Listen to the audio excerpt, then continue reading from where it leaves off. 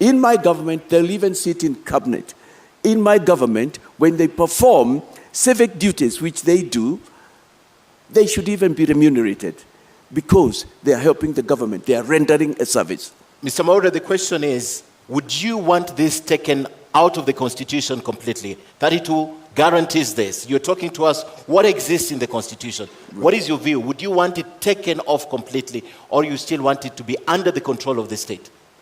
Come again. You need to repeat that question. Let me get you right, Ken. The question is, what you're telling us tonight is what is entrenched in the Constitution. Right. My question is, as an advocate, would you want 32(1) to be expunged completely so that it's not guaranteed in the Constitution? No, not at all, not at all. The freedom of worship and the separateness of the state and government, those are key. Standing here as a man of color, I'm probably speaking to a person who thinks, now my faith has no place in future. But standing here in who I am inside is a representation of the fact that I'll take care of everybody. Because my faith says, treat all people equal. Become a person of peace. Share equally. Defend the voiceless. Speak up for those who cannot speak for themselves. And exercise not just equality, but equity for all. That is true religion. And for my faith, the Christian faith, that's what it stands for. Mr. Waihiga, more often than not, we see on television the church being used by politicians, the pulpit being used by politicians for them to play politics. What is your view on this? How are you going to ensure that stops? It's not all churches that do that. First of all, a number of churches have different requirements and order of how they do things. And some of them permit, some do not. It's also important to recognize that in our society and many societies, church is a place where people meet, is a place that brings people together. I think what's important is to define what can be said within a church context building, a church building context, because the church is a place of worship. And it should not be a place where people should come and attack others, hurl abuses at others. No, that's not true religion. It's not a place where people should come and speak ill of another tribe. It's not a place even where people should come in and condone the sort of things that have made our nation be what it is those many years that I've mentioned. So I would say I don't see a problem either way. The only way, it should be tempered. It should be able to pass the same message for which a church sanctuary or any other faiths exists. But you haven't quite answered the question. What is it that you will do to ensure that those tempers are brought down and dirty politics are not played in church? I think speaking from here, I would only urge fellow spiritual leaders and religious leaders to, right now we are calling for peace, and I've been calling for that in my campaign. I've been speaking out and reminding Kenyans that we have a life after 9th. We have a nation. Our nation is not completely down and under. There is hope for this nation. And I would just urge them, as the CEO of this nation, I don't think I can order them, nor can I register it as to how they should conduct themselves. But I know our religious leaders of all faiths, and even church leaders who I'm closer to, they know what they should do, and they are listening to us. They are listening to us. We'll now move to the topic of leadership and integrity. Apart from the professional, real record in the professional service, that's the Law Society of Kenya, and what you have done to the community, you don't have an apparent record of public service. What do you bring to the table to Kenyans, to table and tell them, because of this and that, I stand here tall and I can ask you to give me your vote? Public service, I don't have a record. I think what you're saying is that I've not been elected or appointed into a position. Yes, there can only probably be one appointment into any given position. I have indicated the number of years that I've been in the legal profession. That's a position of responsibility. I have been involved, I have led a party for the last 16 years. That is a story of success in Kenya. A story of success, a party that has fielded people, a party that has stood up for what it was registered and formed for. Not only that, I have led, as far as I can remember, high school, I was in leadership positions. I have sat in both corporate and other boards where I have given leadership decisions. In all my life, I've found myself being moved to leadership positions, except the one that I'm looking for. But you know what? There is always a time for one to start. There is always an Obama moment and a Mandela moment for a person. I believe this for me is an Obama, is a Mandela, not just for me, but for Kenyans. But if you allow me to turn out your question, Ken. Yes. I am not sure I would have wanted to have some experience that I see with some of the leadership that will stand here or has stood here. I wouldn't want that experience. What experience are we talking about of? Running our country down, scandals, corruption, named in every other scandal, and yet they want to be a president. They have named in everything that has brought our nation to its knees, which it is now. If it's not them, it's their relatives, it's people close to them. For me, that is not experience. If that's part of the experience you probably are referring to, I'm so grateful tonight that I'm not part of it. But I can assure you, if I had gotten in that position, I would have been the same person that you're looking at tonight. Apart from telling Kenyans what you bring to the table, being tried and tested, Mr. Waihiga, is a very big issue in this country.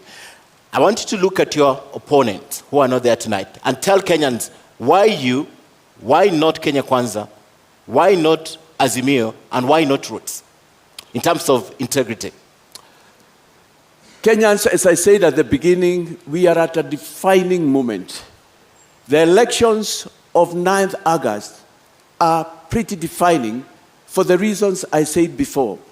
High cost of living that we have never had before, high cost of food prices, such high unemployment as we've never had before, such high debt, foreign debt, not to mention the internal debt that we have. A lot of insecurity because we still have peoples in Kenya fighting each other. We have had cases of insecurity. And I'm saying we are all here because the leadership we have had before have abdicated their role as leaders to lead, to shepherd, to take care of, to become good stewards, to steward our wealth and take it where it should be to the development of this nation. I am saying I'm different from them. I've not been part of them. I'm not involved. I'm not part of that. The promises they are giving you are promises that they have given before. We had them in 2017. We had them in 2013. We had them in 1997, in 2007. And the question that you Kenyans, you must be asking like I'm asking, what is the difference now?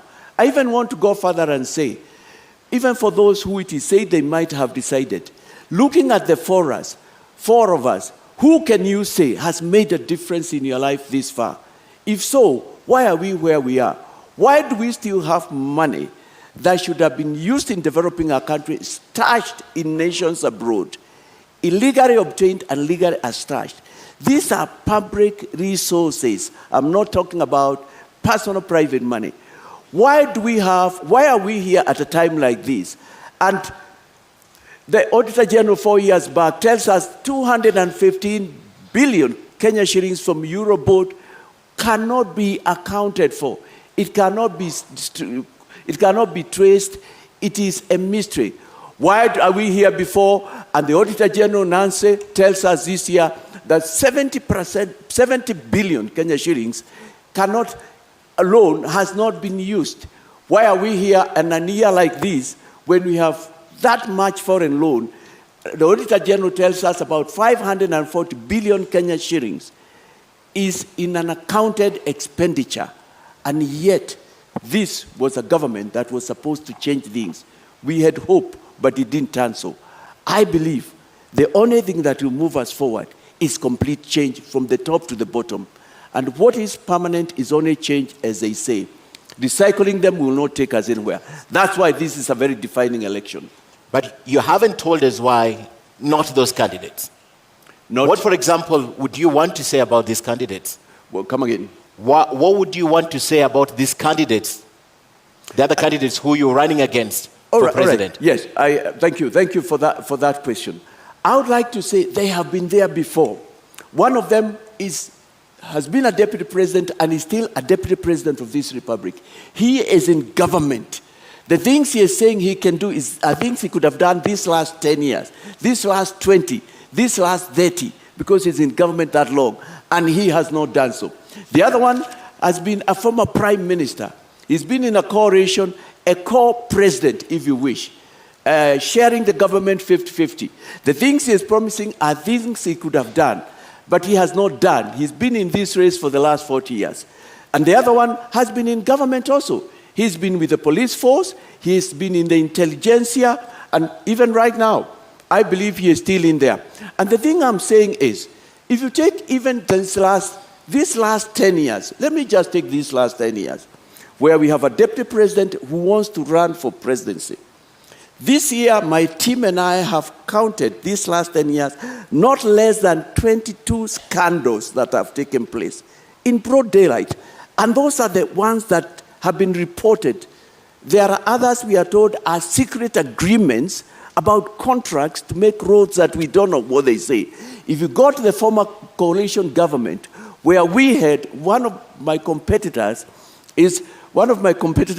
has been a co-president, a prime minister. We have counted about 12 scandals, and they have been there. They were even there in the Mwaure regime.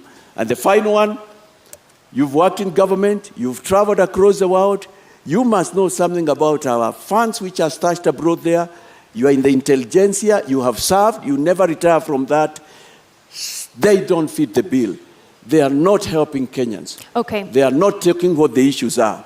All right, let's turn to our next topic for discussion tonight, and that is the state of the economy. Now, you are on record, Mr. Waihiga, saying that within the first 100 days of assuming office, you will bring down the cost of living for Kenyans. How exactly do you intend to do that, and by how much? You know, this is a serious matter, and I have not just said. In Kenya, we're facing problems at two levels. There's what you refer to similarity. There's what I consider as a short term, and there is a long term. Up until we called for the reduction, for the reintroduction of the foods, of the UNGA subsidy, UNGA was retailing going on to about 250. It was after we had announced in our manifesto that we would bring that. Thankfully, it's been brought down. But that's not all. And I'm glad that we are leading and others are following. We still know that the price of cooking oil is very high. I think now it's about 400. Bread has not come down, retailing 90, 100. Fuel is still at high prices. And those are immediate things.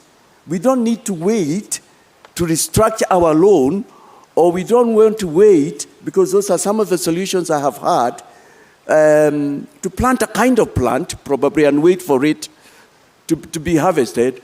We don't have to wait, because Kenyans are hungry. They need immediate results. And what I have done, and you find that in my manifesto, we sat down with my team of experts and thought, what is the immediate? And our proposals have come in threesome. There was UNGA, which has been done. Thank you very much. We thank His Excellency, the President. But in the same measure, we say also other things could have come down. But we have said we shall introduce subsidies into other food products. That's number one. Number two, we have also said that we are going to reduce pay by 50% so that Kenyans can have money they can take home with. And that is something that will benefit about 16, 17 million Kenya shillings. If you are earning about 25,000, you'll be able to take an extra 1,000. If you are earning about 35, 40, that's another 4,000. We have also come and said to spur growth, throw some money into the economy. We shall waive away tax penalties that are accrued after the day we are sworn. All right, and we are looking for ways to put some money in the pocket of Kenyans, something to spur, something to enable them put food on the table. Because as a country, I'm talking to you while we are broke. We are broke as a country. The most we can do is continue borrowing. I'm looking for solutions from within. All right, what let can me we do interject. now? And you have said that you would reduce pay by 50%, but pay accounts for 25% of Kenya's tax revenue. How then would you meet revenue targets? You know, that is not, it's not a problem. And I was going to say that's not the only problem there is in Kenya. If I take away 50%, the amount of pay we get is 460 billion. 460 billion. So 50% will be 230. When I take that money and I put into the pockets of working Kenyans, I tell you as I stand here, it will perform wonders. Kenyans are looking for any extra shilling that they can get. But how do I bridge that gap? We have tried to work around and see what can we do. And those are short-term measures because Kenyans have to survive. Otherwise, they will die, you know.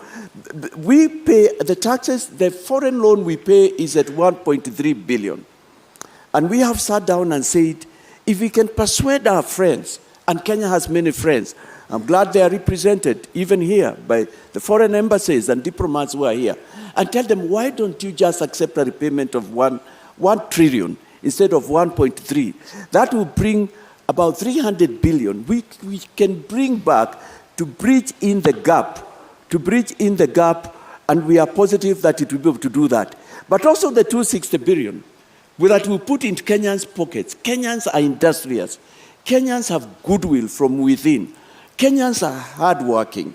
And this is a nation that can get money, has had money, and will get money under a new government. The 260 billion, we see it bringing returns because it will go in people starting small businesses. People will be able to start their kiosks or do something else or start what we call side hustles.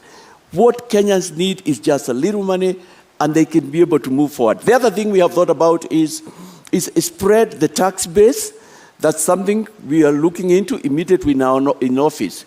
But I need to talk to you about corruption and the money that's stashed abroad. We're coming to that. Yeah, we go to that. But before we talk about that, you're running for president, and you understand also as an advocate of the High Court, right, that for you to change some of these regulations, you will need Parliament. You give a time frame of about 100 days. Is it possible that you can get these legislations through Parliament in the period you're giving us? Or they're interim and just campaign rhetorics that you're using? To bring food subsidies to zero rate all foods and all that, I will not need Parliament. No, for example, changing the pay as you earn, cutting it by 50%. I'll let for that. I'll tell you what. Yes. The parliamentarians who are coming in, the MCAs, understand the problems I'm talking about. They too are tired. I see goodwill will come forth. I am talking about something that every Kenyan would want to see happen. 59 years after independence, we can't continue being a nation of begging, family bowls being held up like we have seen this year. We should be self-sufficient in terms of food, water. I mean, people should not go without medicine. That's what I'm talking about. So, I mean, you know what, Ken? There is no shortcut. There is no shortcut. Because I've looked at the manifestos of my other friends, my other competitors, I'm even the one coming with something close to realism, something close to practical. And I believe we'll find ways where I have to use executive orders, which exist, which are there in our constitution. I will apply them. We are in an emergency. We are in a time of war. This time calls for leadership. In your view, what is the biggest challenge to our economy? Is it we don't manufacture enough, we don't trade enough, or is it regulations? It's neither of those. Those could be the others. It's because we steal, we cut away, we siphon money that is supposed to go into our manufacturing, money that's supposed to go into our agriculture. That's what we have specialized in the last 10 years. Money that is supposed to go into our skill building, money that is supposed to go into the health of our fellow Kenyans. And a healthy person is a productive person. That's what we do.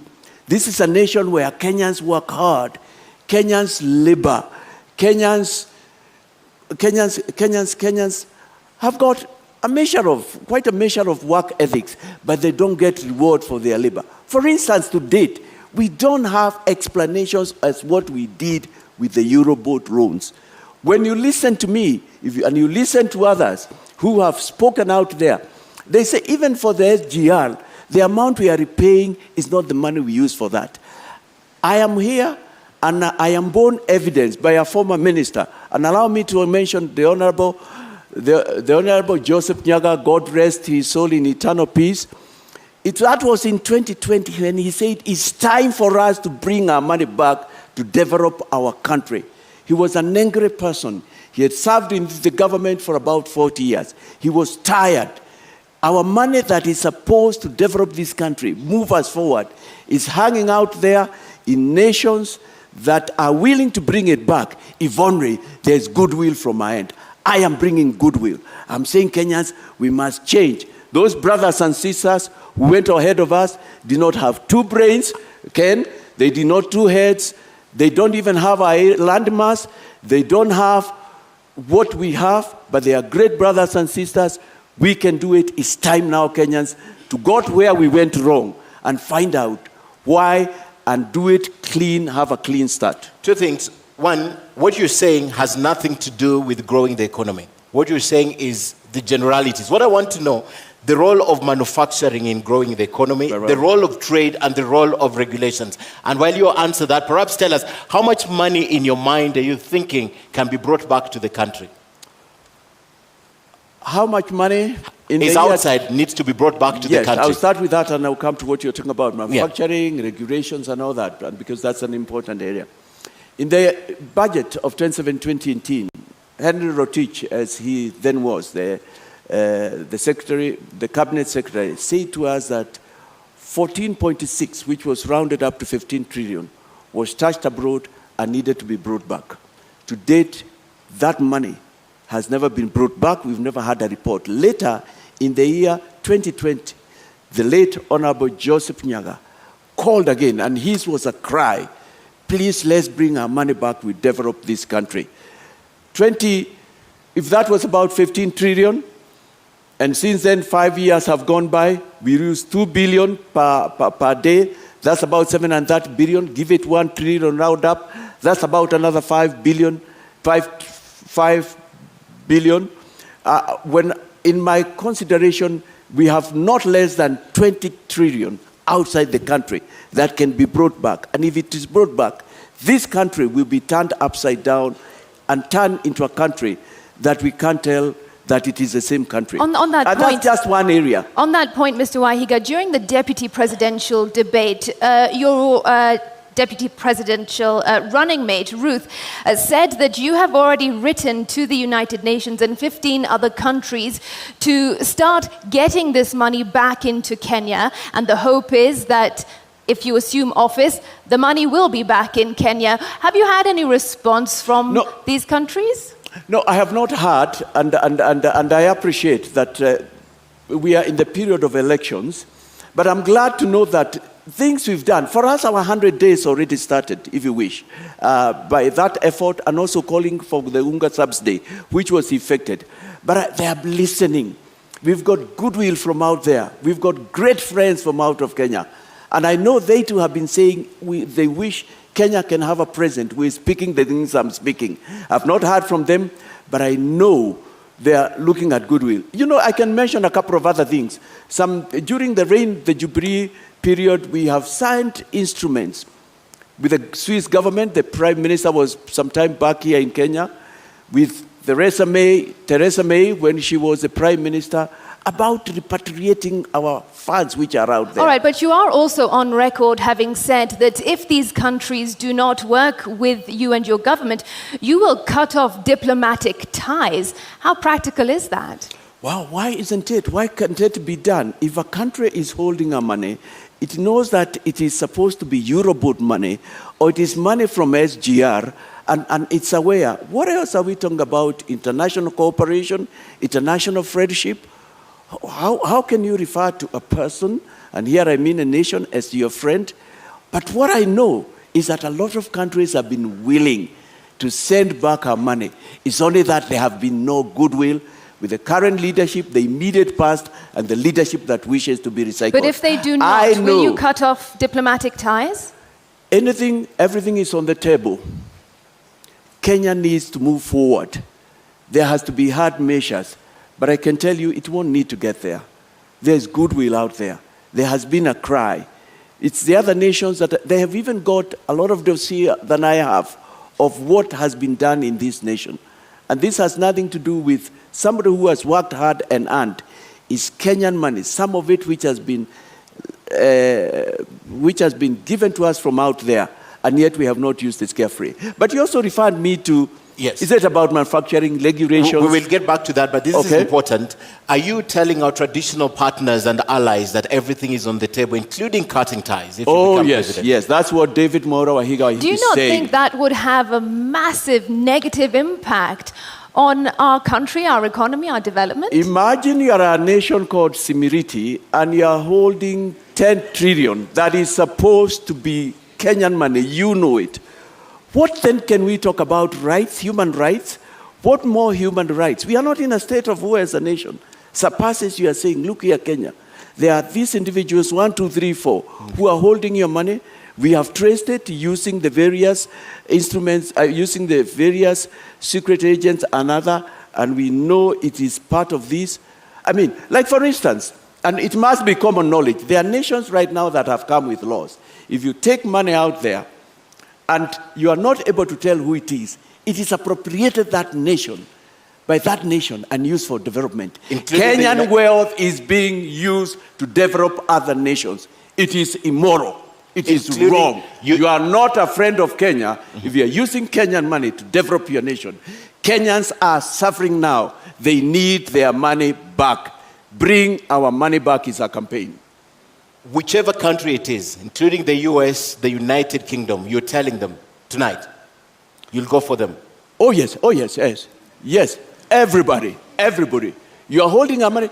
The nations you have mentioned have brought democracy to us. They have done a lot of good things to us.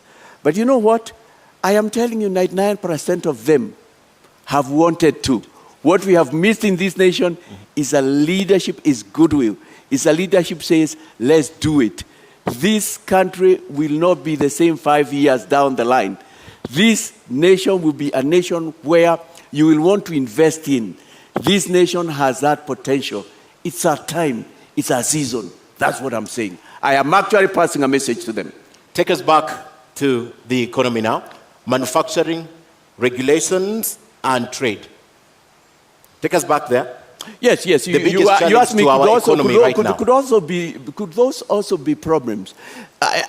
We have to change also in a number of things in the way we do business. Granted, one could argue and say 65, maybe 70 of our regulations are good, but we can improve on them. Corruption has been a big problem. Bureaucracy has been the other problem. Very high taxation, particularly the corporate tax, has been a problem in Kenya. We've got to think twice. Yes, of course, I mentioned the key one has been corruption. I was there and I was grown up. I was working in the year 2002 when we got in the Kibaki regime. And I am aware, and I got it from people who knew, how nations come to Kenya. Because within the first 4 months, there was such active effort to get corruption out of our streets and what we were doing. And they wanted to invest. I actually came to learn they were being told, no, we've had enough. We don't need you. We can't do that. But I've also heard of instances, and I'm speaking to somebody who is listening here in Kenya or out there. They have to come to Kenya, applied for tenders, won tenders on all fours, and then when they went to get their tender acceptance letter, they were told, before you get this tender, you have one more step to step. You need to pass. You need to go and see Mr. XY said. Apparently, the information I have is that some of the people who needed to be seen, if the four of us were here, are my competitors. Though you have passed all the steps for the tender, it cannot be approved until A final step, which is not in the official, list, is approved. These are facts that are known, and people have said, how can we do this? You told us that it's above board. People know of offices in this country where people went to pay 10%, 20% after they had passed all the tenders. And some of those men and women are going to line up here in coming days, maybe after this or in other platforms, and say we'll fight corruption. Our problem has been corruption, almost in our veins. But I know Kenyans are not corrupt. Kenyans don't like corruption. We showed it in the year 2000.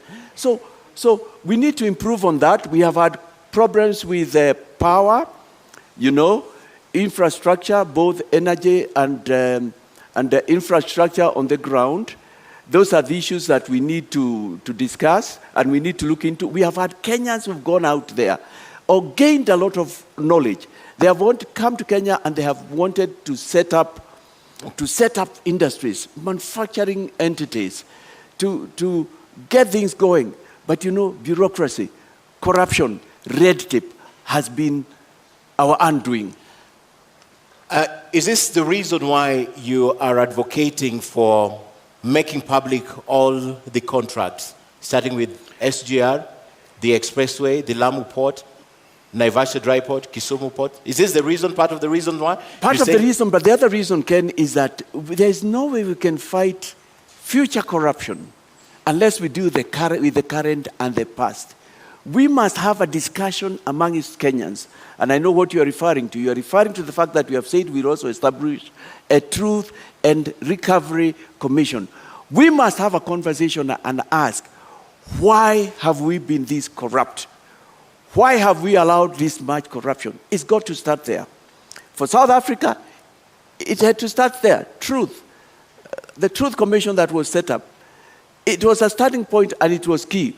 We must discuss and talk about that. But that's not all that we'll be doing in that. Actually, that will be part of it. We must still ask how much money went into the SGR. We need to know who are the KEMSA billionaires and why have their names not been read out and the money that they took away brought back into the country. This, the Honorable Deputy President of this Republic knows who they are. This, the former Prime Minister know what they are. This, Professor Wajakoya know who they are, being a person in the intelligentsia. And yet, they are not ready or willing to tell it. How can they fight corruption? How can they lead? How can you also lead when you're not ready to come on a podium like this and tell Kenyans what you want to do for them? As we end the topic on economy, you mentioned earlier 15 trillion shillings that is stashed outside.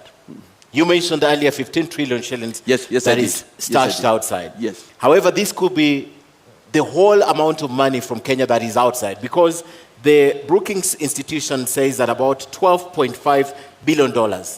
That's the only money that perhaps is illicit trade or illicit flow from Kenya to the other countries that is stashed outside. Why would you be going for even the investments that have been made by Kenyans outside and not specifically this illicit financial money that has been flowing to other countries? Why would you go for everything? No, we go for everything, Ken. For me, that was read by the Minister of the 14.6, 15 trillion. It was the Minister for Finance. It was the Treasury Cabinet Secretary who said that. He had the facts, he had the intelligence, he must have spoken with State House and they knew about it.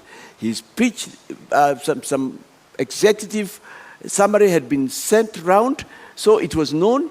He had contacted foreign governments and known there is probably as much as that.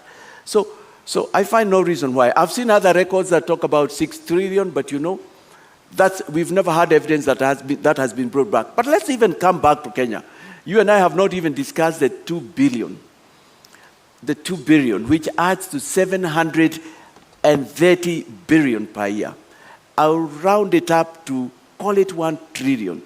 That's what we lose per year.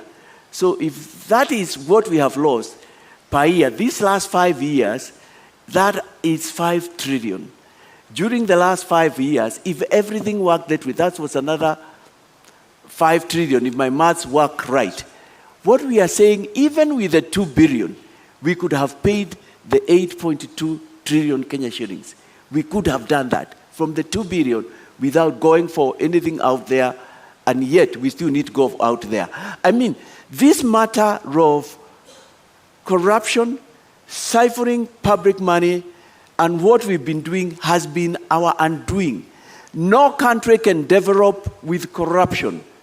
And with the level of corruption that we have had in this nation, no wonder we are still begging and our people are going hungry. I've just given the 2 billion. And for us, within Agano Party and with our experts, the 2 billion for us, we say can't even be a correct figure. The 2 billion, Mr. Mwaure, the 2 billion from the Institute of Economic Affairs is not necessarily lost. It's been diverted to other uses. So if education was allocated 600 billion, perhaps they took a portion of it to another use, not necessarily lost. So when you do that sum totality, could you just be misleading us? Because this money was allocated to something and probably just diverted to another use and not the intended purpose. That's why we lack classrooms, for example. The president of our nation did not lie. He said 2 billion is lost. 2 billion. 2 Do you billion believe does the president not, now? 2 billion does not get into the economy. And later he was heard to say in matters corruption, I mean, he had tried his best. The word he used was his hands were tied. But the Institute of Economic Affairs says this money is not necessarily lost. It goes to other purposes. I mean, but why can't we see the effect? Why do we have such high cost of living? Why have Kenyans been going hungry? What are these other things? What has the Institute said? For me, I would say it's gone into people's pockets. For me, I would say part of that money would be on its way to some countries. I mean, the whole area of our financial fidelity, our being the shepherd I referred to, our doing what our brothers did. You see, from the word go, Singapore took such a firm and a stern position, the President Lee Kuan Yew, concerning matters corruption. And I submit to us that that nation would not have been where it is if he had done so. No nation can develop with corruption. Rwanda has come up just lately, and look at what our brother is doing. All right. Over there. I mean, phenomenal similarity. I need to emphasize that. Okay. Just recently, it's not even 1963. Give Rwanda another 5 years. Botswana, they also fought corruption. All right, you cannot move forward with corruption. Let's just come back to here. And you spoke about Kenya needing to be self-sufficient. We need to be a food-secure nation. There is a very close link between food security and climate change. We are seeing droughts. Millions of people are starving in our country, yet your manifesto speaks very little to climate change. What mitigation and adaptation measures is your government going to put in place to cushion Kenyans against climate shocks? Climate change, the whole issue of the changing patterns of the weather is of concern to me and my team. Right now, we are experiencing weather we have not had before. We have stopped talking of today was very hot or today was very cold, the way we defined it. We are now even going into what were the centigrades per day. You've noticed in our manifesto, we've talked not just about measures we'll do, but even the fact that we would introduce taxation.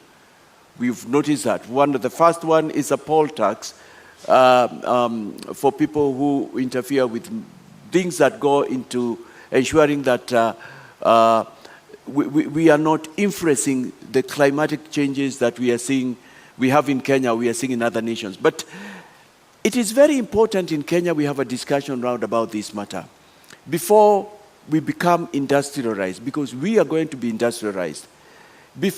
We have seen what the gases from the industries have done to other nations.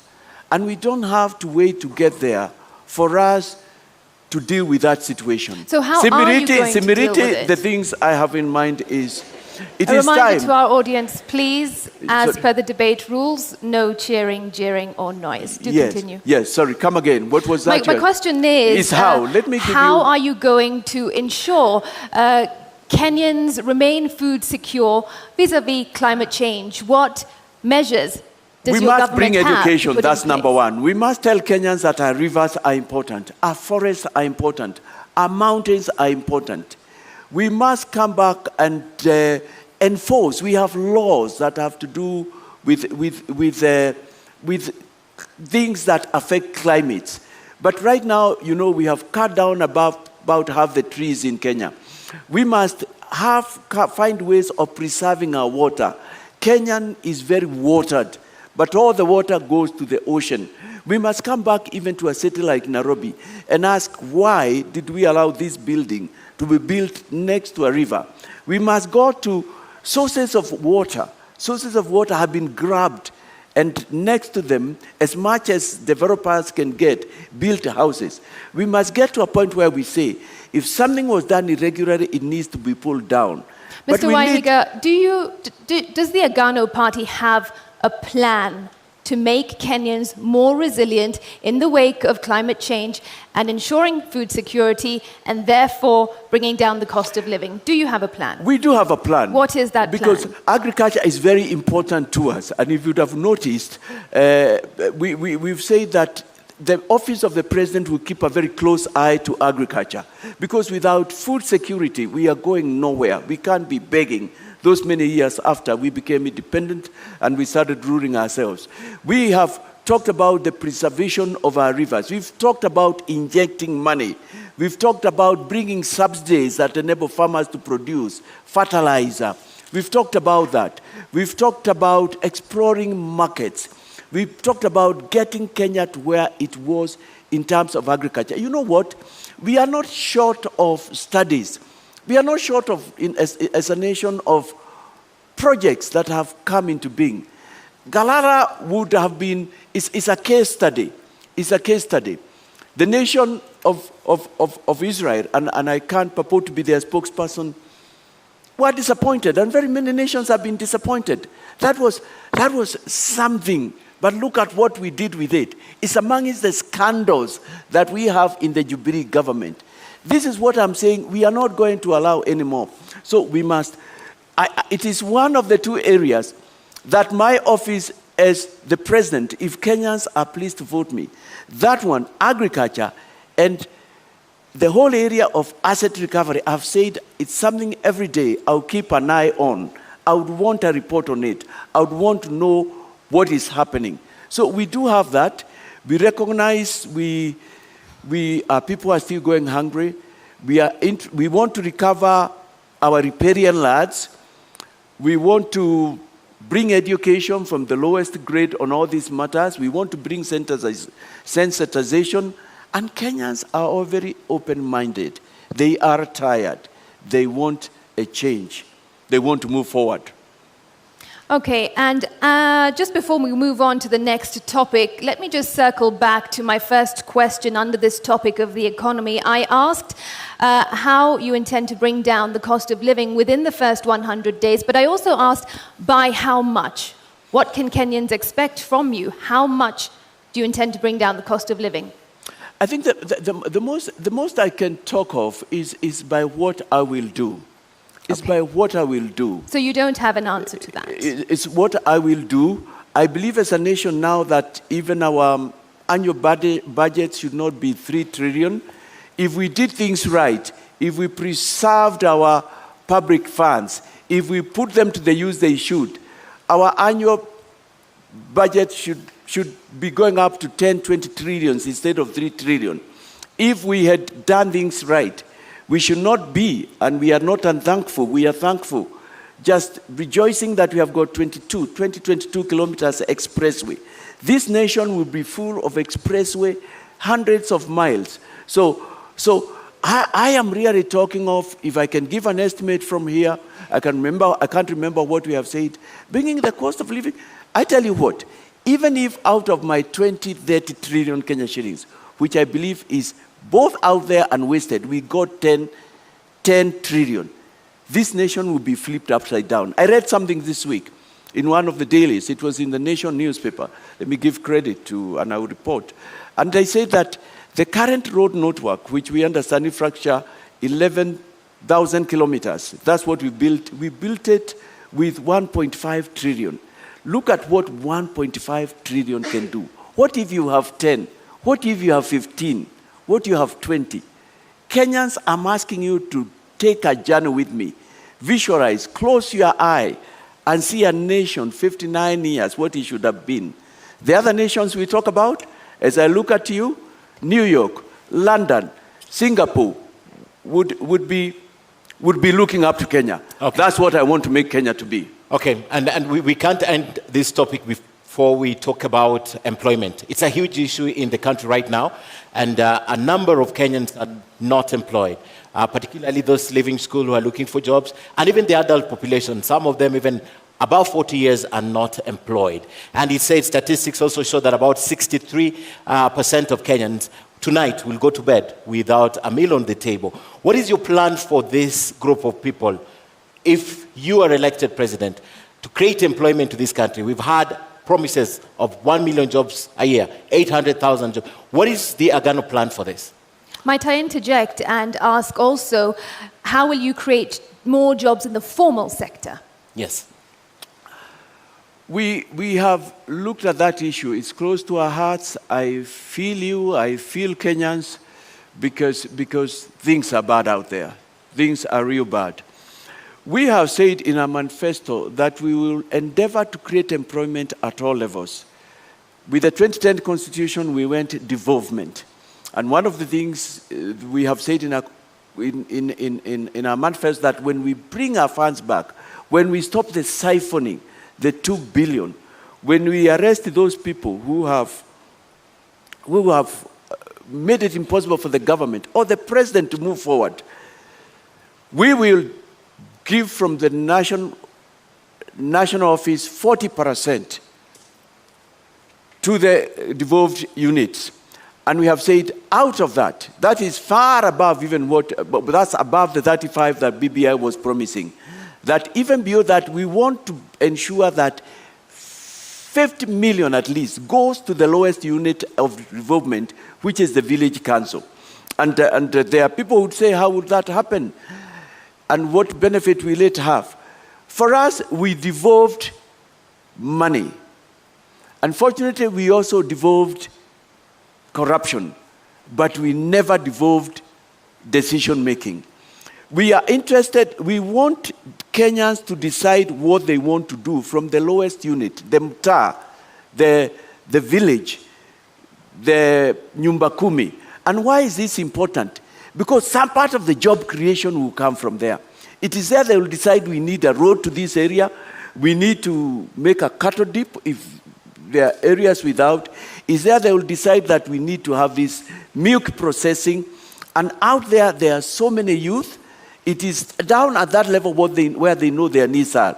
So that is one way that we'll be able to do that. Secondly, we will be injecting money. I think the picture I would like to bring out to all Kenyans and those listening is, I am not just proposing things we'll do, but I am saying in my government we will have money, and that the money is somewhere. If the money we are talking about comes, we have talked about how we should be able even to give to the youth, to give to the workers, not less than 500 billion Kenya shillings. Because assume that money comes back, or even half of it, or even a quarter of it. Look at the wonders it can do. We've also talked about skills as being important. People need skills. We've talked about giving money to young people so that they can do startups. We've talked about getting rid of certain taxations so that Kenyans can be able to move forward. So we've talked again at bringing back cottage industries. And there's a sense in which they are coming back. Because like when I was growing up in my home area, I was born and grew up in Nakuru County. And in a small town known as Turi, I remember when I was very young, and that's many years, in the early 70s, there was this small place where they were building hooks and they were exporting them. And I know the young people from the area. Okay. Then I was in primary school. I could see them proudly because there was something in the neighborhood that they were doing. In my hometown also of Molo, we had things and concerns that were going on. We had, these last 20 years, we have had a potato industry. The last I heard about it, it hadn't started off. And I'm saying taking industries. So we have had what we are calling pesa mashinani, madaraka mashinani. Let decisions be made there. So we will inject money. Okay. We will inject goodwill. A potential voter for you has a question for you. Let's take the question.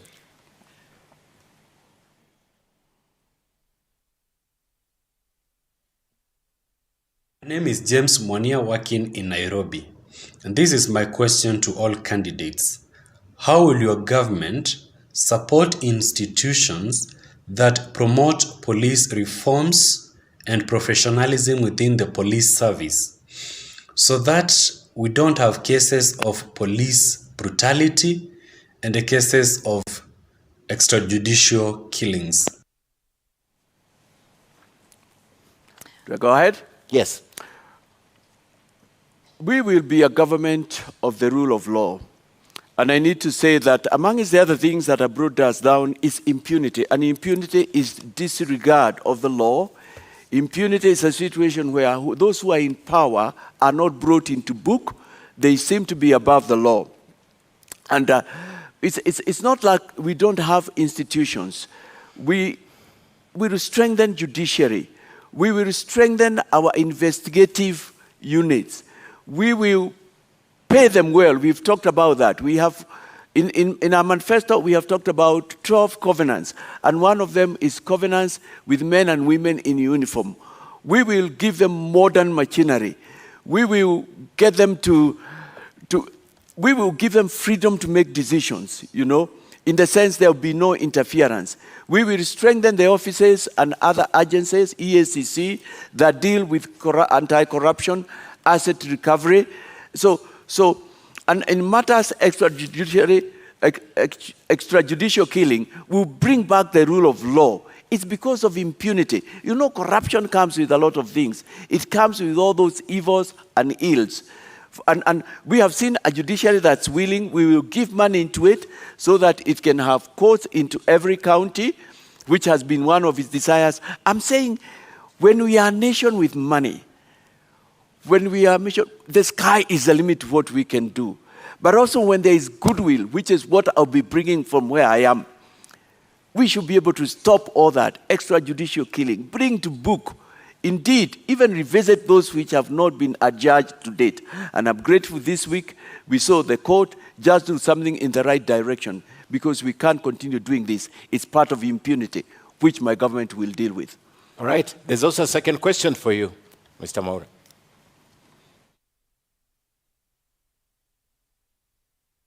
My name is Jacqueline Kagu. I'm a mental health advocate in Kenya. And I want both parties to explain what they have in store for mental health in this country, given that in mental health, Ministry of Health has allocated 0.3% to mental health, which is very little compared to what is in store in matters mental health. And given that Mental Health Amendment Act 2022 is almost being signed by the president of this country. Sorry, I missed a little bit of what she said. Issues of mental health. Mental health, yes. Yes.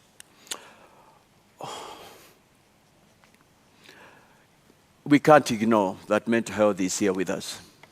It's with our brothers, it's with our sisters. It's with people very close to us. And that's why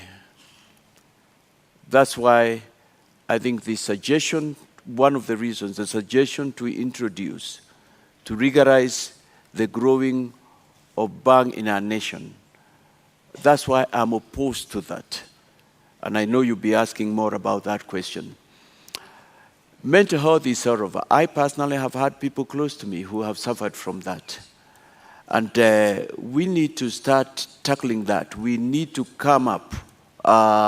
We have said a lot about in our covenant, Agano na Kenya kuhusu afya, concerning health. In our hospitals, this is something we will want to give a lot of attention to. Number one, we need to start tracing it from as early as primary school, if not high school, because one of the problems we've had is ignoring that mental health is real and it exists. Number two, we need to come up with what other countries have done. And other countries have come with means and ways and means, where there are even lines where you can call because you feel like taking your life the next 1 minute, and you get a counselor ready waiting for you. We need to come up with places that the government has oversight over. Right now, I'm not sure, I can't say 100% that the government has oversight over rehabilitation. I was checking the other day and it was not clear to me who licenses or how they should be licensed. I mean, and right now it's at very high level with the problems that we have to come. We will give enough money to our health sector. We've talked about at least a 5-level hospital in every county. And in it, we will demand that there be established a Department of Mental Health. How much is enough money? You know what we've been saying? We have 12 covenants with Kenyans. And we are saying to them, you know what? Before the end of our first year, we saw ourselves getting not less than 12 trillion back into this nation, more. And we have gone as much as saying, we are saying no to corruption, bring our money back, and we have even been had to say 1 trillion for every economic sector in Kenya. If we are not able to give 1 trillion, we are talking about half trillion. We have money in this nation. This is a wealthy nation. Okay. That's why we're able to lose 2 billion and we can't notice it. That's why 215 billion Eurobond is unaccounted for. It's nowhere. And nobody, the moment Auditor General Ouko left, and after a few months, it's a forgotten business. It's not forgotten. We want to know where the Eurobond money went to. All right, at this point, I would like to shift focus to our next topic, and that is on the issue of education. If you assume office in the next few weeks, perhaps, your biggest headache in the education sector will be as early as January, when 2.5 million students will have to transition into secondary school. How are you going to address this crisis of congestion? Because already secondary schools are congested. I know I'll not be the first one to address it. I know there are studies, there are recommendations which have not been able to go into them. But first of all, we have talked about the fact that we introduce free education from Kenyans from the lowest unit to the highest unit. And remember, my government is different from the other. We are saying we will have the money because we are going for the money where it is. Free education, basic education, is in the Constitution. It's enshrined. Yes, but primary it's not and secondary. there. Are you saying that you are also going to give university students free education? We are talking also of university students. It's from the lowest to the highest. And that's something apparently I have found almost every. How are you going to fund that if already our education sector I am the only candidate who has a solution to where we'll get money to fund our economic. I am the only one. Look at my proposals. I'm the other one who is going for the juggler. And I'm not just that, I am saying we'll go even for the big fish. It doesn't matter who you are. If we have an abacha in this nation, we'll get money from that abacha. That's what we are saying. We are so serious on this matter. But to come back to your question, education is a problem at many levels. We've talked of free education. We've talked about consultation. Right now we have the CBC, and we know what a problem it is. And we will sit down with the stakeholders. We will consult. We will have to find ways, but I think we are going through the first period of the problem is the CBC. Like, they're overlapping. My question is not about CBC. It is about the immediate problem that you're going to face, which is to find space for 2.5 million students in secondary school. You wouldn't have much time. Because we have money, we will find a way out. So we'll have money if we by have to January? build makeshift shelters, we'll have to do that. But I'll tell you what, I'll be taking a corrupt country, but I'll be coming in, both a corrupt and a broke country, but I'll be coming in with money. But I think there are no easy solutions, and I hear your concern. These are matters that we will have to see what we can do. And some of the possible solutions will be to look for ways, makeshift. We probably might have to go virtual in some form of education. At the moment, you don't have a plan. Not for that specific number, but we have a covenant with Kenyans on education. We will put money into it.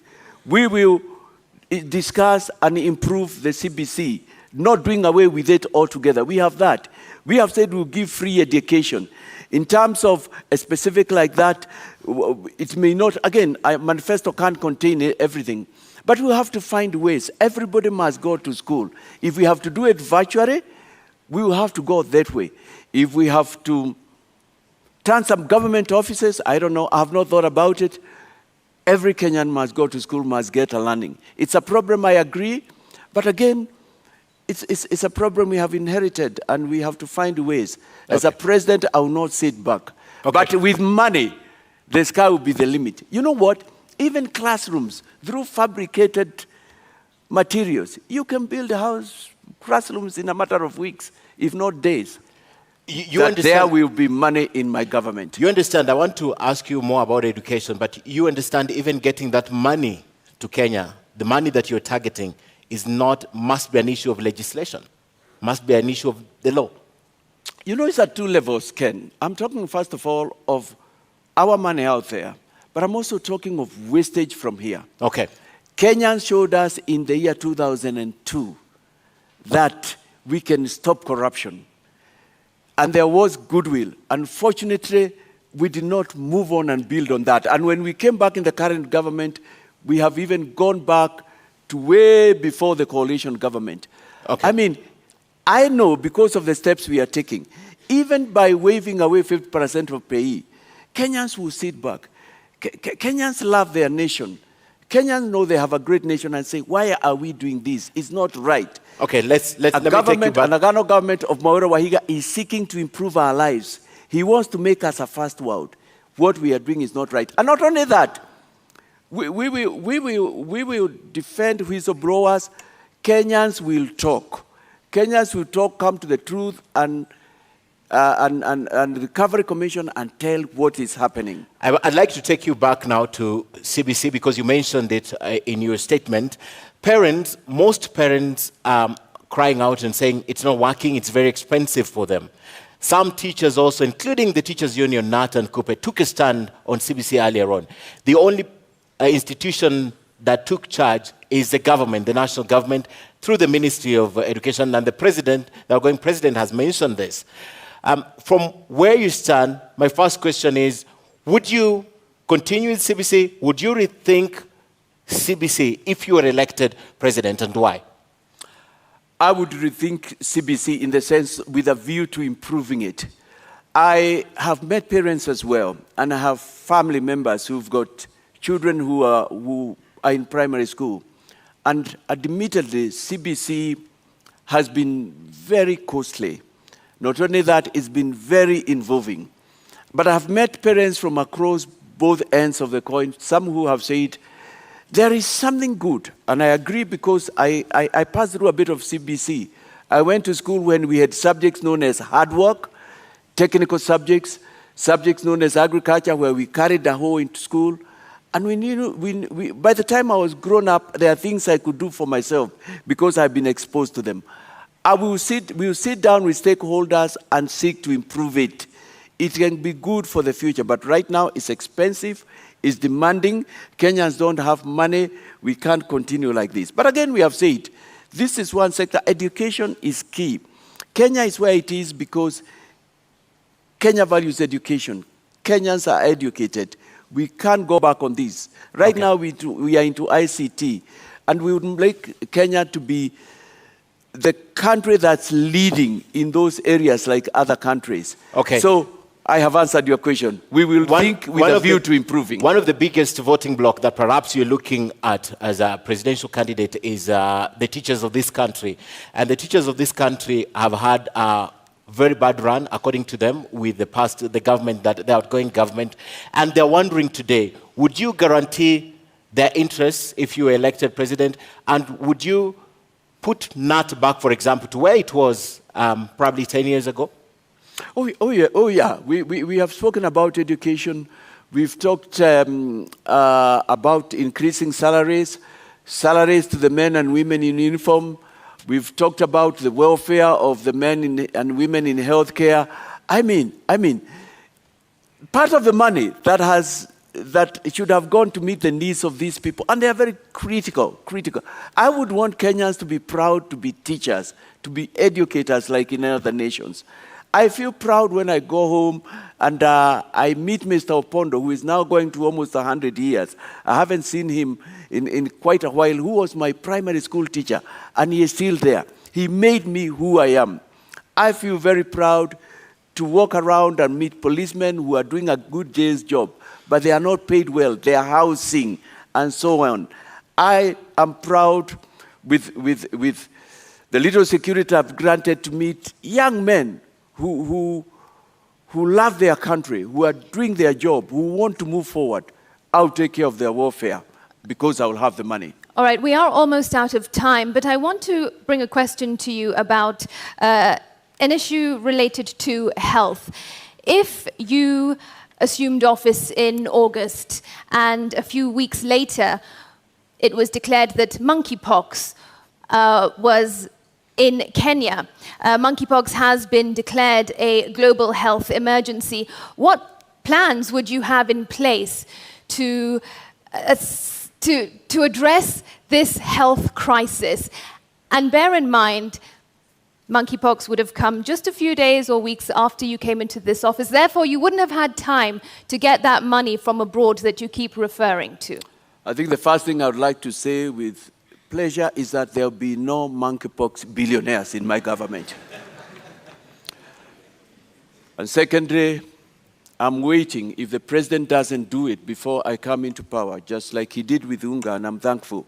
I have to be the president who will announce, and not just announce who the KEMSA billionaires are, but get the money back from them. I appreciate it will not be easy, and it has been said it will not be easy. I'll seek to work with everybody. I'll seek to work with our friends in Kenya and outside, with the various agencies. We've got trained doctors.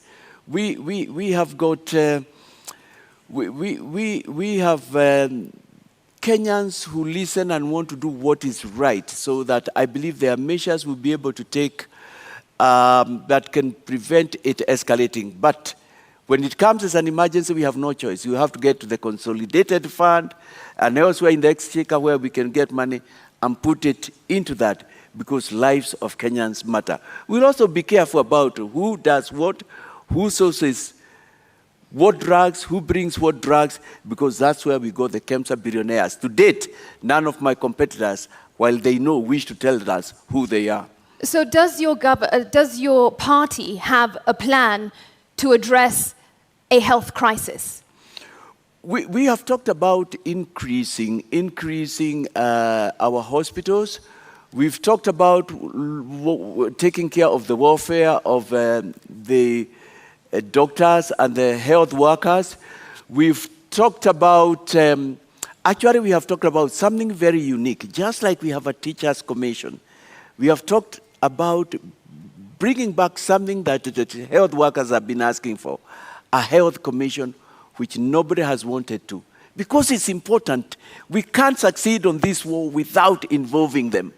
They are the machinani of the health. Before we so close, let me ask again, does your party have a plan to avert a health crisis? We will just have to work with what we have.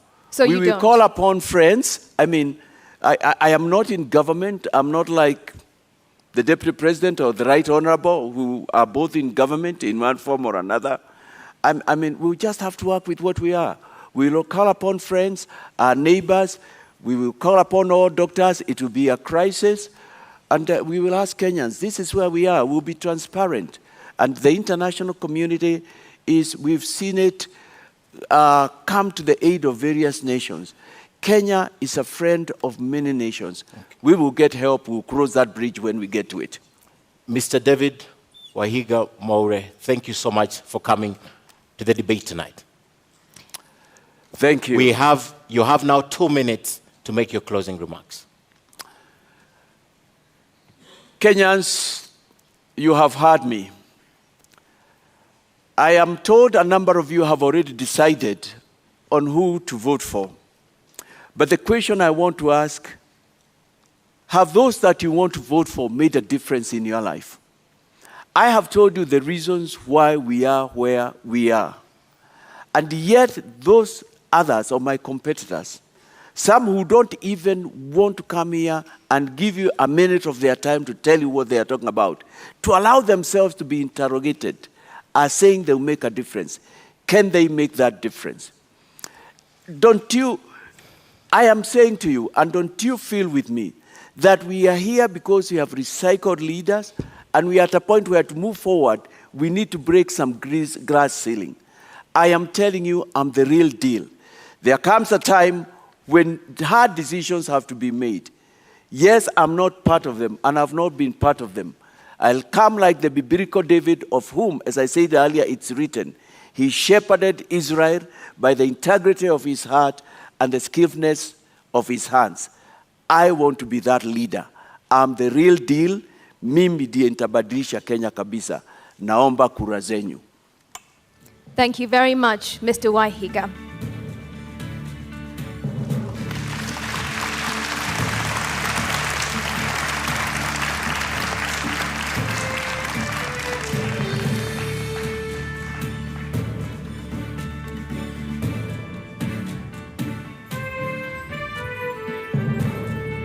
Ladies and gentlemen in the audience and our viewers following this at home, we have to end it here for now.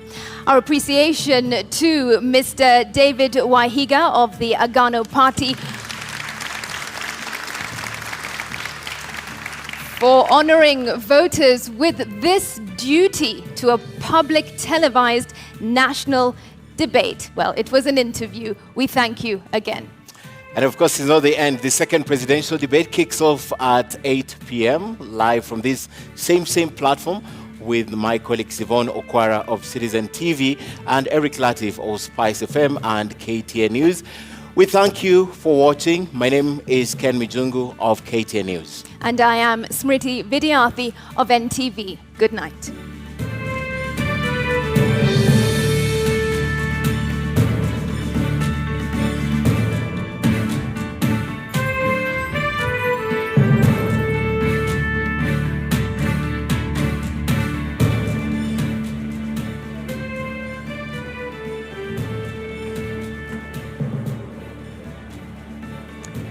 All right, so the 90 minutes are done. David Waihiga Mwaure making his case in front of the Kenyan people. Of course, his opponent, Professor George Wajackoyah, who was expected to take that podium, the empty podium that you saw there, did not come for the debate.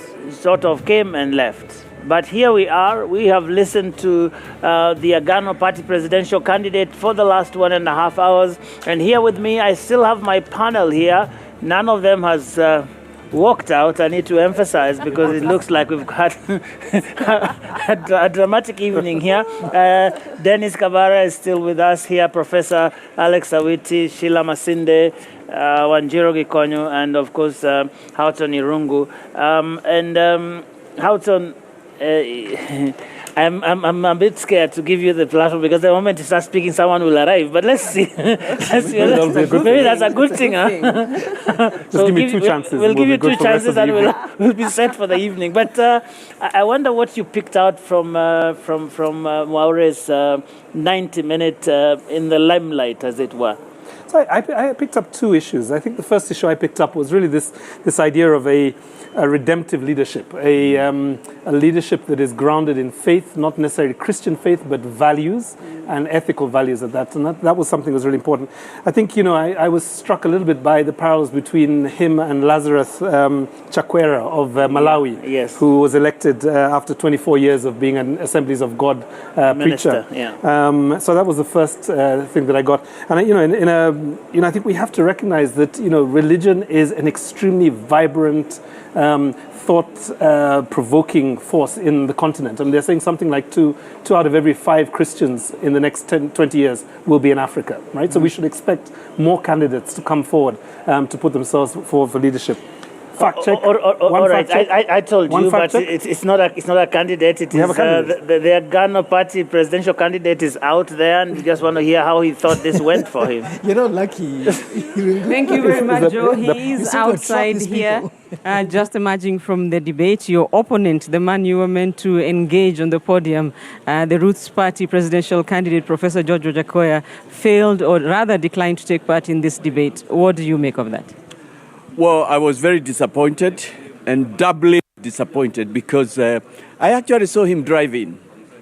And I can't understand why he should come all the way here to say he will not participate. As leaders, we must allow ourselves to be interrogated. I feel a sense of freedom. I feel like I can fly because I have spoken to Kenyans. They have had an opportunity to ask me questions.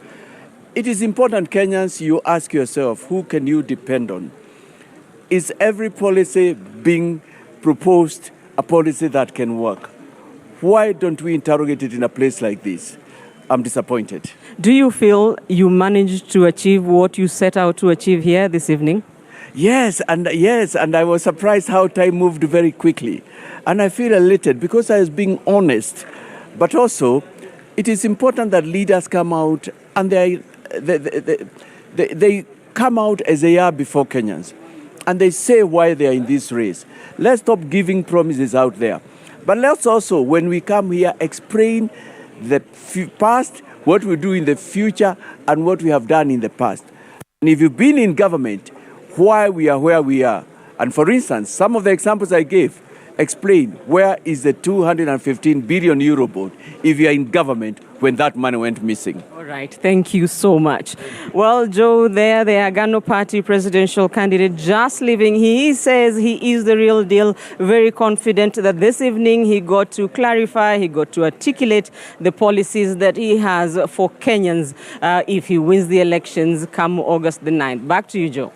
Thank you very much, Rita Tinina. Just engaging the Agano presidential candidate moments after he left that stage in his own assessment. Actually, the real deal, those two words were his on that stage, and he believes that he has done a great job. And Houghton, you were actually doing an assessment on this end, and I do hope that this time around you can actually finish your thoughts. Let's keep going. Maybe the candidate will rock up as a result. So I think the first point, he talked a lot about religious leaders having been an important part of the second liberation struggle, the first liberation struggle, and so on. He talked a bit about Bishop Okulu and Muge and others. I think there are a number, and they're not just Christian. I mean, I think we have to think about Sheikh Balala, we have to think about the Chief Justice Emeritus, Willie Mutunga, a Muslim. We have to think about younger generation of people who are very grounded in their faith but come to give leadership. So I think that was interesting for me. The second point that I wanted to raise was the question that was raised about mental health, because I think I heard something interesting there that I think all the candidates could address themselves to. The first one is this. We know from the stats that something like 300 people are diagnosed with depression every day in Kenya. And that we are the fifth or sixth highest number of people who have mental health issues. Now, we've seen a new mental health bill come to pass. It was enacted just recently. This is the Senator Kasanga bill. We've also seen a lot of investment in mental health institutions, and I think now you can use your NHIF card for mental health treatment. But the question we have not discussed yet is the issue of disabilities, other disabilities. So, for example, people with disabilities, I'm told, are something like about 8% of the voter base in this country. So that's a population of about 1.7 million people. I've not heard a strong argument for what candidates would do with regards to the issue of people with disabilities. What we've seen is really a gerrymandering or a fixing of the nominations that should be going to people with disabilities. And did we not see something like 79 party lists rejected just recently because people were using spaces for minorities and exclude marginalized communities for others? And I think we need to see more focus on all of the disabilities in the electoral race in the last few weeks of the elections. Thank you. And Professor Waihiga, Houghton talks about this contrast that Waihiga Mwaure was trying to draw between himself and the other three gentlemen who are running for president in the country. And he basically says that he is the real deal because all these other guys have been there, done that, and there's a sense in which every one of them, according to him at least, can be associated with the problems that we have. Do you think that that was a convincing case that he was making, and did he succeed at it?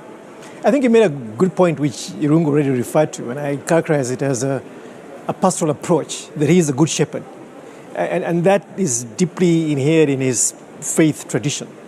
And you could see in his presentation, he talked a lot about corruption, the debt, the cost of living, integrity, values. So he was spot on the real issues that we should actually focus on. What begs in my mind is whether the voters out there are listening to the contrast that he's trying to draw. Because I think he speaks from the heart. And I think the question that he was asked about his public service record was a really awkward question. Because again, the question is public service just working in government? Or is public service basically serving this country in all other places like private sector, private endeavors, like being a businessman or something like that? But he draws a very sharp contrast. Now the question he asks, which is pertinent, is all the other gentlemen coming to this stage have a public service record working in government, from Wajakoya to Raila Odinga to William Ruto. I think the challenge that he's putting before them is, why are we here? Right. What difference are you going to make? You've been you've participated in government that has basically brought us to this mess. The debt crisis, runaway corruption, a country that is devoid of integrity and a sense of values. I think he raises the right questions. And today we might actually say that he's not actually the fifth, he's the real deal. Dennis. I think, actually, to add on to what he's saying, my sense is sincere. He came across very sincere. His manifesto, of course, talks about restitution, and he talked a lot about that. My overall sense, it's a bit like the Constitution. It's ahead of its time. He's ahead of his time. If you see what I mean? He talks about things that I'm our curious politics about that. is not... What do you mean he's ahead of time? Where is he and where are we? The things he stands for are ahead of where we are. Let me put it that way. The values that Alex was referring to, that Irungu was referring to, it's not where we are. But I mean, that is interesting because I've heard people say that what we've had in this country is national decline, that we have this regression that has happened in this country, that if you talk to anybody, whether it is about public transport, whether it is health systems and all that, there are people who actually said things used to be better. So I'm wondering whether we have regressed, as people say, or we are yet to get to that place where he is, because I find that a very interesting... My sense is, before the others, I think my sense is we have allowed standards to drop. Yeah. We have accepted falling standards. And he's basically saying this is the standard we should be at. Wow. Sheila. I like that this, do I call it an interview or a debate by himself? Yeah. That it started on the topic around values, ethics, morals. Because that's music to our ears. Oh, music to my ears. Yes, because it's something that we have really talked about for some time since we passed the Constitution. What are the ethical and moral standards that need to be applied for those who are serving in public office? And because when you look at the picture now, when you look at the ballot papers right now, a lot of those names are people who are not fit to hold office because they've been accused of one offense or another. That's an interesting distinction, because you're talking about a different standard. Right now, in this country, the standard that we know, which we apply all the time, and every politician in town knows about it, innocent until proven guilty. And then now they added something until you have exhausted all your appeal mechanisms. So what you are talking about is a different standard, and that is an interesting one. Yeah, we have applied a criminal standard to Chapter 6, which requires a moral and ethical standard if we're going to actually live and breathe life. But how do we get there? If the Constitution is not going to give it to us, if legislation is not going to give it to us, how do we get? The Constitution has already given it to us. The Constitution, and that's a supreme. But on paper, but we don't live it. That's what I am saying. How do we get to a point where we actually live Chapter 6? I think, well, for now, in the next 2 weeks, because this is what we are looking forward to, August 9th, is about Kenyans applying those standards as they make decisions on the ballot. And as Mwaure spoke, that is what struck my mind, because we need people who are bringing respect and honor to public office. When you get into public office, it is not your personal property.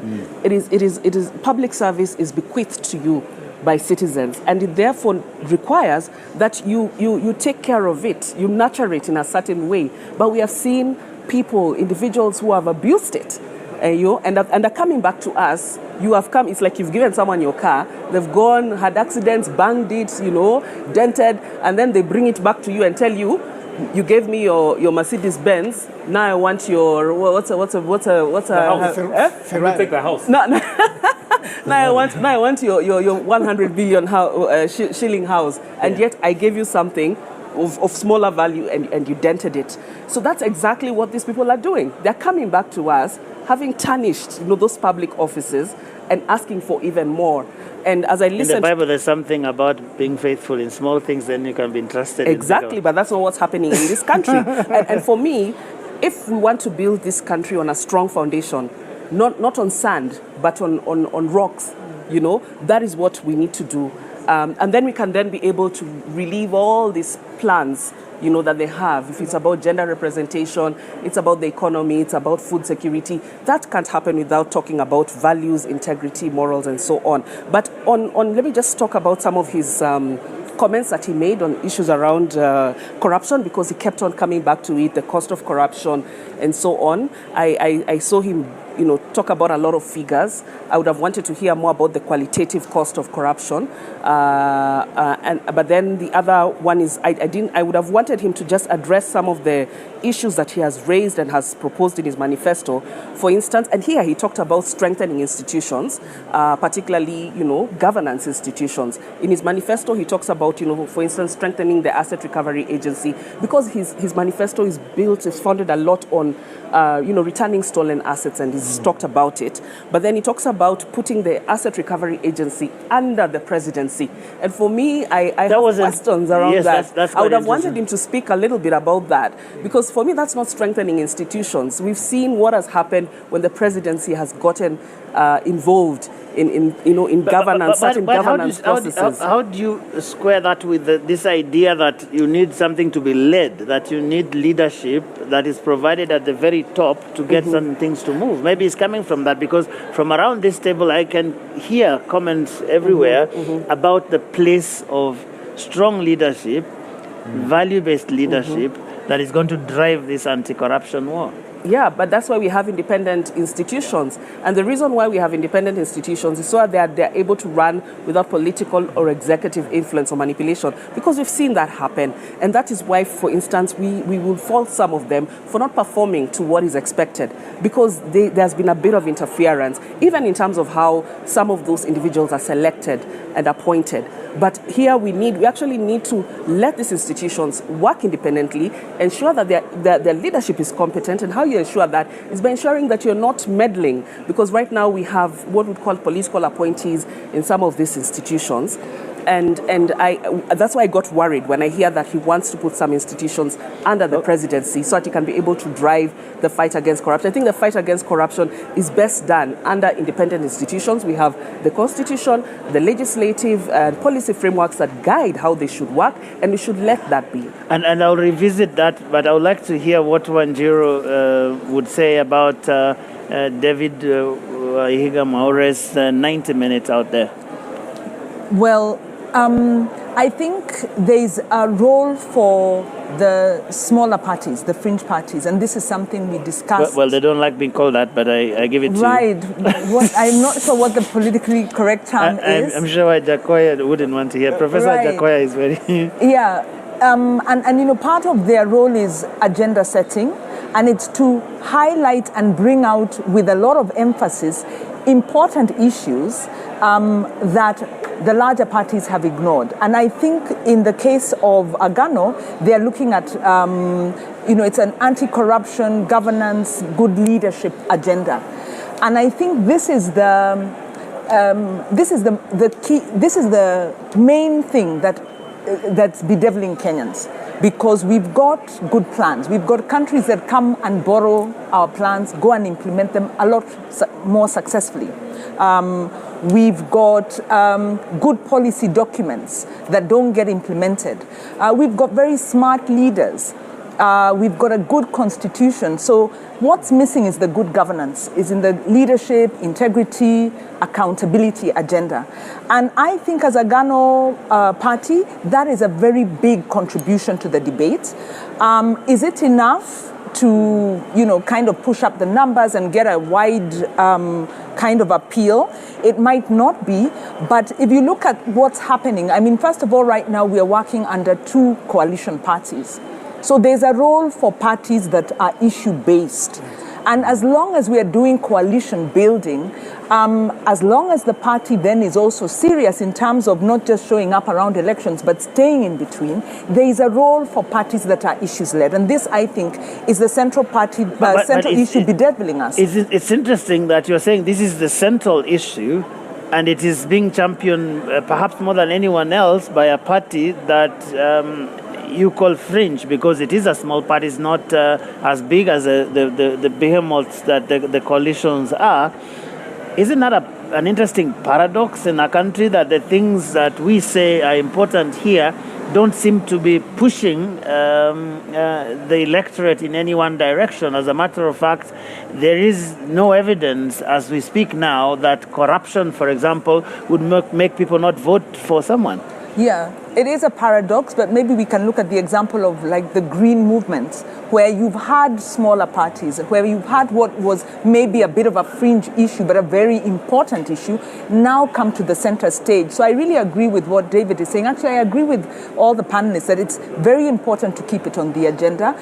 It's an agenda we've been talking about and is kind of getting overtaken by the economic agenda. So it's important to you know, Agano reminds us that economy is important, but you need to have the foundation. And possibly it's an issue whose time is not on the table, but until it is, we are going to remain in this kind of stop-start situation as a country where we don't quite achieve the economic potential that we can. Dennis, you have done a lot of work in this economy governance space, whether it is Vision 2030, whether it is just sort of analyzing Big Four and all of these things.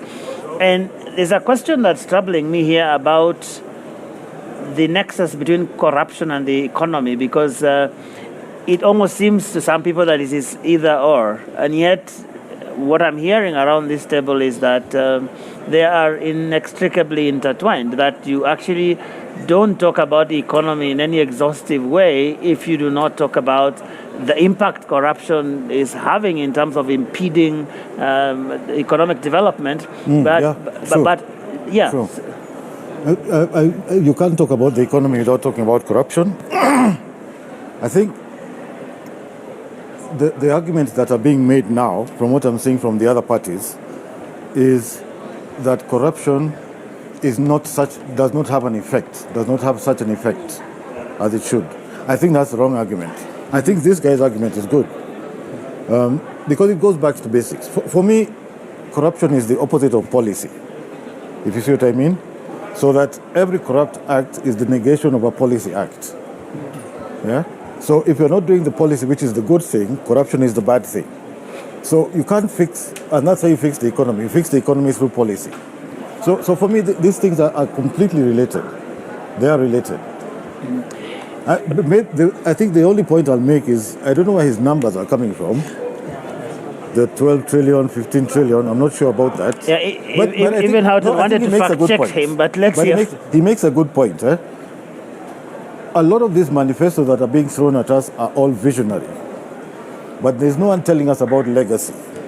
And he is, by talking about these things of 12 trillion or 1 trillion or whatever outside, he's telling us fix the legacy thing. But there's just one number I want to hear from you. We've been told every day that because the president said there is some 2 billion that is lost every day. I don't know whether you share the view that that is possible, whether that is... Because I've had certain parties, and he also referred to him quite a bit, to that question of 2 billion quite a bit, and it's almost as if all these parties are beginning to even make policy proposals with that as a key assumption. I think that's exaggerated. I think 2 billion is probably the total of misaccounted and unaccounted for money. I don't think it's all theft. I don't think so. Okay. I think 700 billion is high. 700 billion, a third of the budget. 2 billion a day. 2 billion a day is how much annually? That's it's 700 billion. That's a third of the budget. Right. Yes, but in terms of the minister, but didn't the Auditor General talk Finance, about a third of the budget the not being Minister accounted? of Finance has said that we lose in terms of tax expenditures, taxes, revenue unaccounted, between 600 billion to 700 billion a year.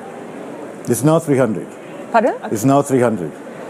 Well, this was in 20. It was in 2020. You have recklessly mishandled, or does it mean that somebody has stolen it? I think The president said stolen. The Auditor General, Edward Oko at the time, actually said a third of the entire budget is unaccounted. Unaccounted. Yeah, unaccounted for, which does not mean stolen.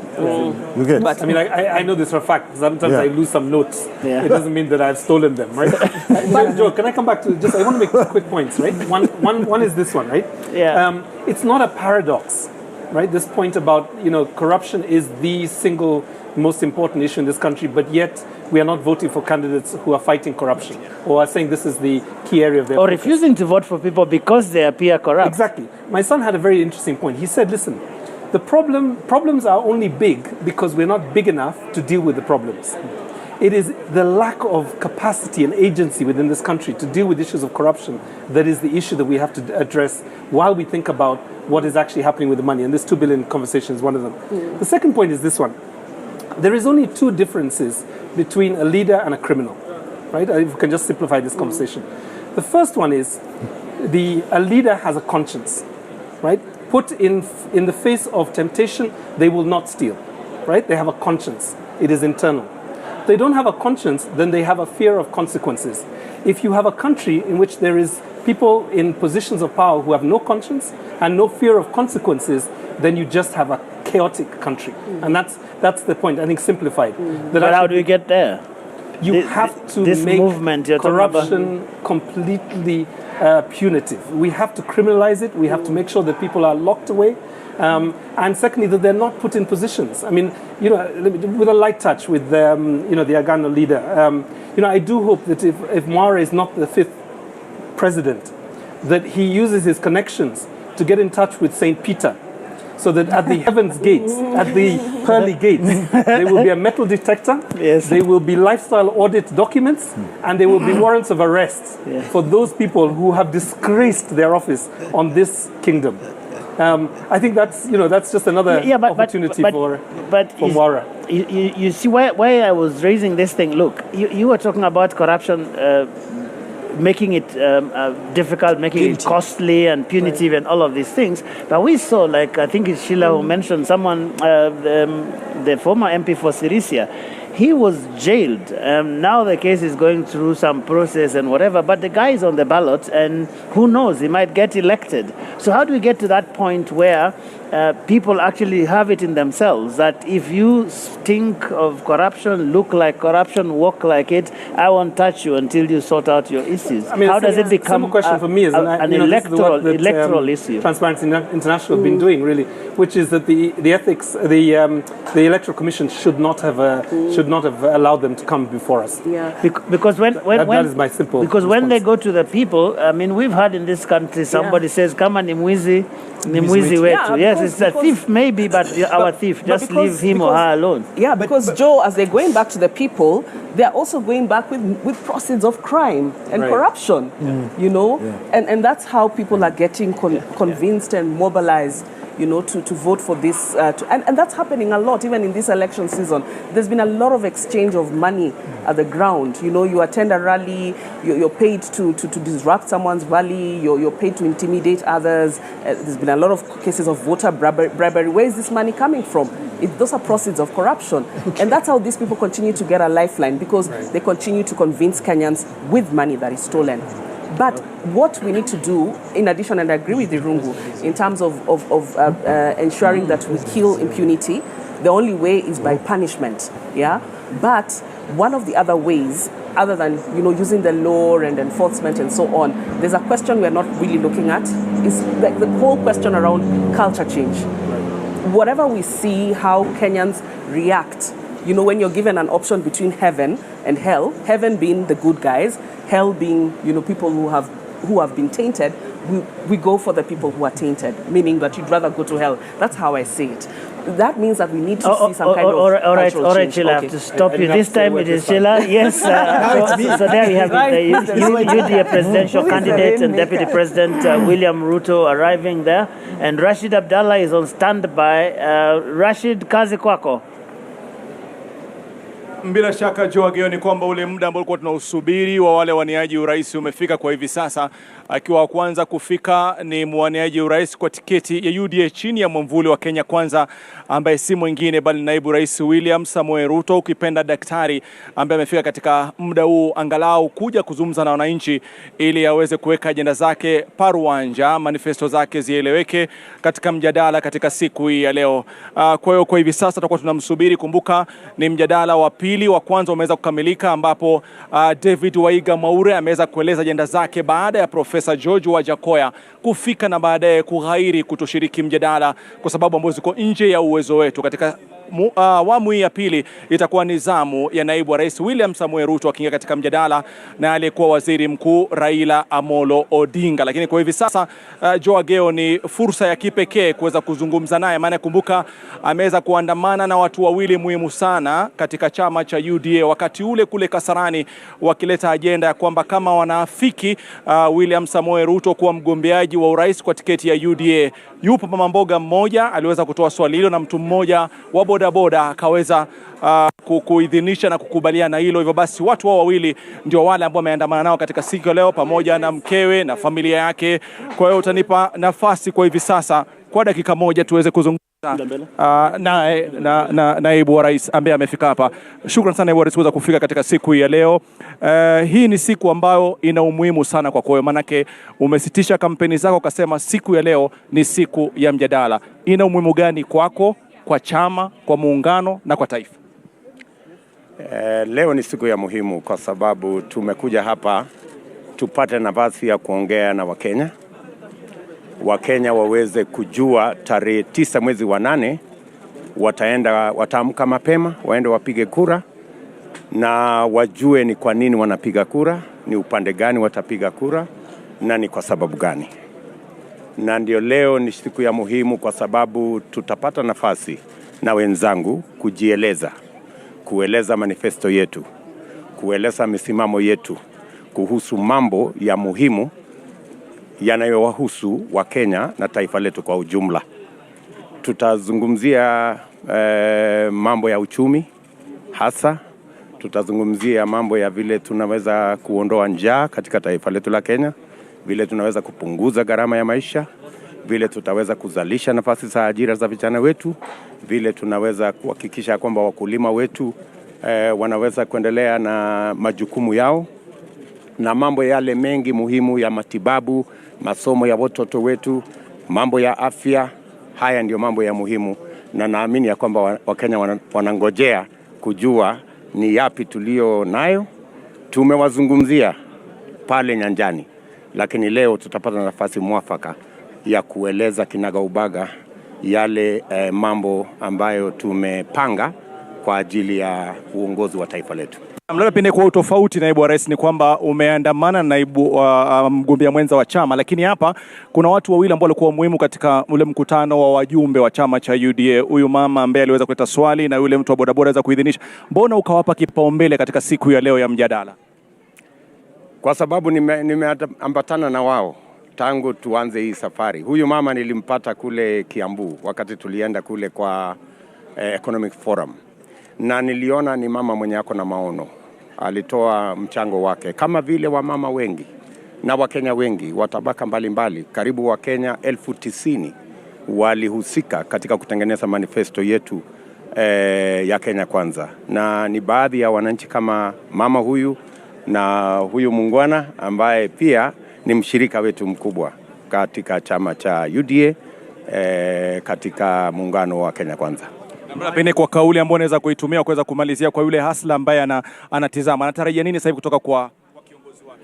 Anatarajia kujua ni vipi yeye ataweza kuweka chakula katika meza, ni vipi mtoto wake anaweza kupata ajira, ni vipi masomo yake ya watoto wake itashughulikiwa, ni vipi kilimo kitashughulikiwa na serikali inayokuja, na ni vipi anaweza kuhakikisha kwamba ako na matibabu, na ni mpango gani tulionayo kumshughulikia ili aweze kupata matibabu bila matatizo. Naamini kwamba haya ni baadhi ya mambo Wakenya wanangojea. Naam, kila laheri katika mjadala, kila laheri katika mjadala. Naam, naibu wa rais William Samoei Ruto, daktari, akisema kwamba katika siku ya leo ashazungumza mengi katika kampeni Joageo, lakini ana fursa ya kipekee kuweza kuyachanganua kwa utaratibu katika mjadala. Hivyo basi ameandamana na watu wawili ambao ni muhimu sana katika safari yake yeye kuchaguliwa na kupewa tiketi ya uwaniaji wa rais. Narudi kwako ili Wakenya wapate fursa baadaye ya kujua mengi na wachanganuzi matarajio yao na hoja ambazo ni muhimu kujadiliwa katika siku hii ya leo. Joageo. Shukran. Rashid Abdallah there speaking to the Deputy President who is the UDA presidential candidate.